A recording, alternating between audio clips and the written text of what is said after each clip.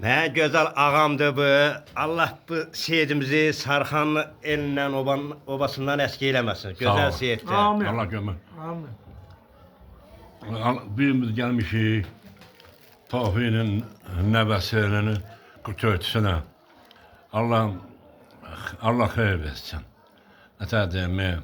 Toyuna gələk. Toyuna gələk. Böyük qız olsun. Allah Tofi'yə dəyməsin.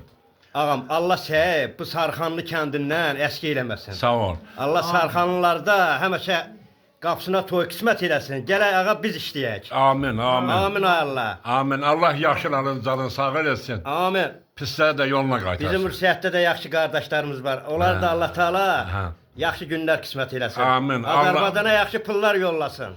Allah Amin ay Allah. Ağamın cəddə hamımız kömək olsun. Allah elində, ovamında toy olsun. Amin. Allah kim uşaq niyyətindədir, Amin ay Allah. uşaq niyyət versin belə qütörtüsünə gələr. Toy eləməsi elə imkanı yoxdur. Allah ona imkan versin. Ağamın cəddini çağırın. Ağamın cəddini çağırın inşallah yaxşı olar. Kim Amin ay Allah. əskərə gedənlər var.